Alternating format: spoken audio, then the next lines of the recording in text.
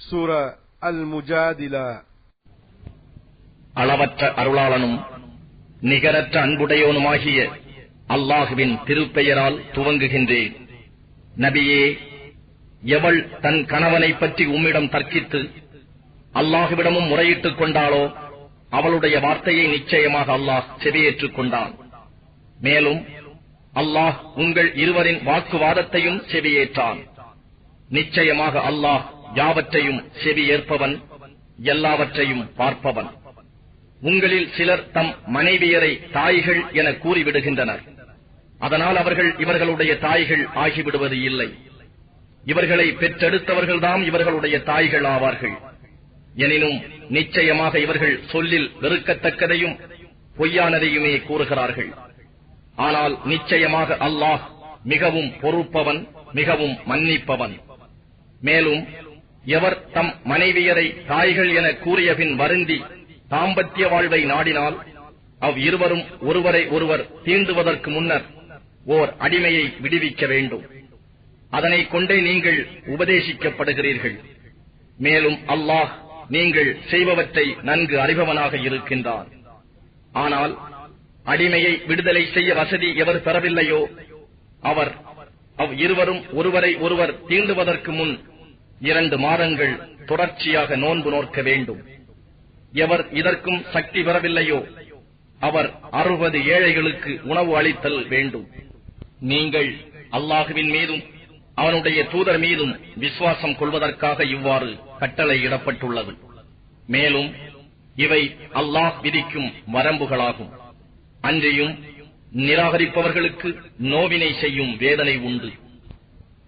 எவர்கள் அல்லாஹுவையும் அவனுடைய தூதரையும் எதிர்க்கின்றார்களோ நிச்சயமாக அவர்கள் அவர்களுக்கு முன் இருந்தவர்கள் இழிவாக்கப்பட்டதை போல் இழிவாக்கப்படுவார்கள். திடமாக நாம் தெளிவான வசனங்களை இறக்கியுள்ளோம். நிராகரிப்பவர்களுக்கு இழிவுபடுத்தும் வேதனையும் உண்டு. அல்லாஹ் அவர்கள் அனைவரையும் உயிர் கொடுத்து எழுப்பி பின்னர் அவர்கள் செய்தவற்றை அவர்களுக்கு அறிவிக்கும் நாளில் அவர்கள் அவற்றை மறந்துவிட்ட போதிலும் அல்லாஹ் கணக்கெடுத்து வைத்திருக்கின்றான். மேலும் அல்லாஹ் ஒவ்வொரு பொருளின் மீதும் சாட்சியாக இருக்கின்றான். நிச்சயமாக அல்லாஹ் வானங்களில் உள்ளவற்றையும் பூமியில் உள்ளவற்றையும் அறிகின்றான் என்பதை நீர் பார்க்கவில்லையா? 3 பேர்களில் ரகசியத்தில் அவன் அவர்களில் 4வதாக இல்லாமல் இல்லை. இன்னும் 5 பேர்களின் ரகசியத்தில் அவன் 6வதாக இல்லாமல் இல்லை. இன்னும் அதைவிட மிக குறைந்தோ அதைவிட மிக அதிகமாகவோ அவர்கள் எங்கிருந்தாலும் அவன் அவர்களுடன் இல்லாமல் இல்லை. அப்பால் கியாம நாளில் அவர்கள் செய்தவற்றை பற்றி அவர்களுக்கு அவன் அறிவிப்பான். நிச்சயமாக அல்லாஹ் எல்லா பொருட்களை பற்றியும் நன்கு அறிந்தவன்.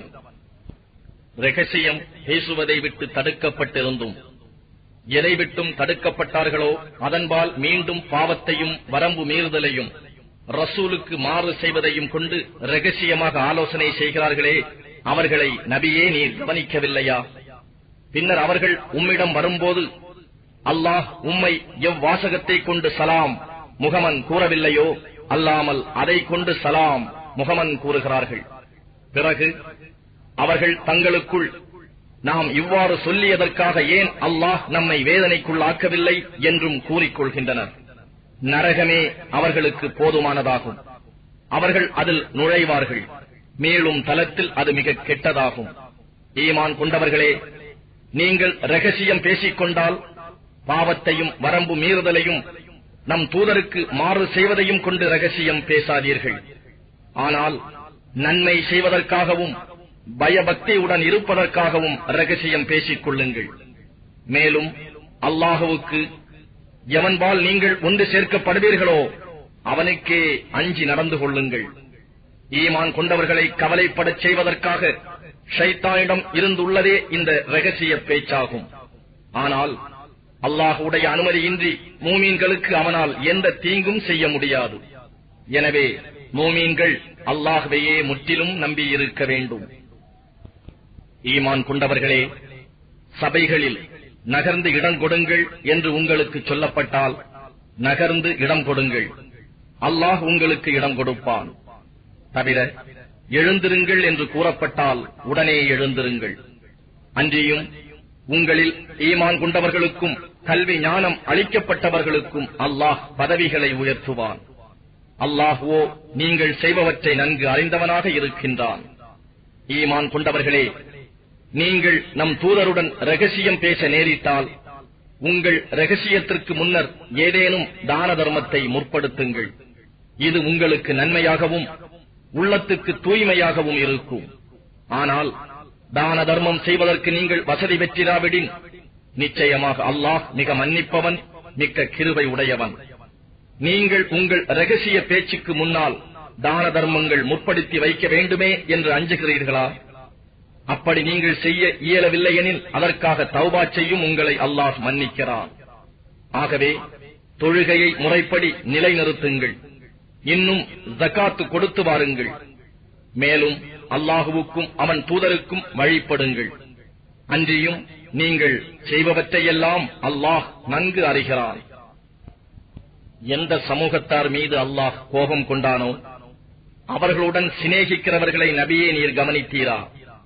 அவர்கள் உங்களில் உள்ளவர்களும் அல்லர், அவர்களில் உள்ளவர்களும் அல்லர். அவர்கள் அறிந்து கொண்டே உங்களுடன் இருப்பதாக பொய் சத்தியம் செய்கின்றனர். அவர்களுக்காக அல்லாஹ் கடினமான வேதனையை சித்தம் செய்திருக்கின்றான். நிச்சயமாக அவர்கள் செய்து கொண்டிருப்பவையெல்லாம் மிகவும் கெட்டவையே. அவர்கள் தங்கள் சத்தியங்களை கேடயமாக ஆக்கிக் கொண்டு மக்களை அல்லாஹுவின் பாதையை விட்டும் தடுக்கிறார்கள். ஆகவே அவர்களுக்கு இழிவுபடுத்தும் வேதனை உண்டு. அவர்களுடைய சொத்துகளும் அவர்களுடைய மக்களும் அல்லாஹ் விதிக்கும் வேதனையிலிருந்து காப்பாற்ற எப்பொருளும் உதவாது. அவர்கள் நரகவாதிகள். அவர்கள் அதில் என்றென்றும் இருப்பார்கள். அவர்கள் அனைவரையும் அல்லாஹ் எழுப்பும் நாளில் அவர்கள் உங்களிடம் சத்தியம் செய்தது போல் அவனிடமும் சத்தியம் செய்வார்கள்.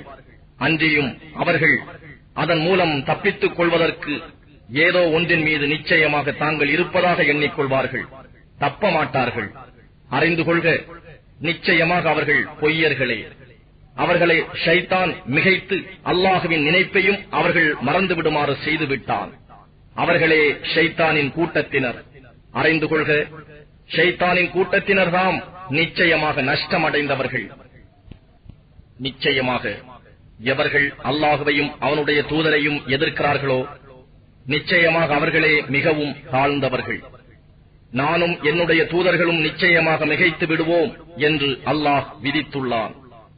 நிச்சயமாக அல்லாஹ் மிக்க சக்தியுடையவன், யாவரையும் மிகைத்தவன்.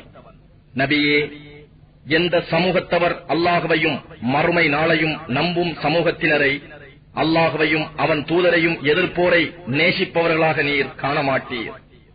அப்படி எதிர்ப்பவர்கள் அவர்களுடைய தந்தையர்களாக அல்லது அவர்களுடைய புதல்வர்களாக அல்லது அவர்களுடைய சகோதரர்களாக அல்லது அவர்களுடைய குடும்பத்தினராக இருப்பினும் சரியே.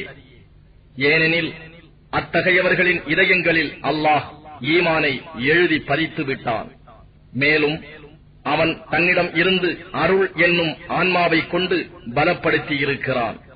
சொர்க்கச் சோலைகளில் என்றென்றும் இருக்கும்படி அவர்களை பிரவேசிக்கச் செய்வான். அவற்றின் கீழே ஆறுகள் ஓடிக்கொண்டிருக்கும். அல்லாஹ் அவர்களை பொருந்திக் கொண்டான். அவர்களும் அவனை பொருந்திக் கொண்டார்கள். அவர்கள்தாம் அல்லாஹுவின் கூட்டத்தினர். அறிந்து கொள்க, நிச்சயமாக அல்லாஹுவின் கூட்டத்தினர்தாம் வெற்றி பெறுவார்கள்.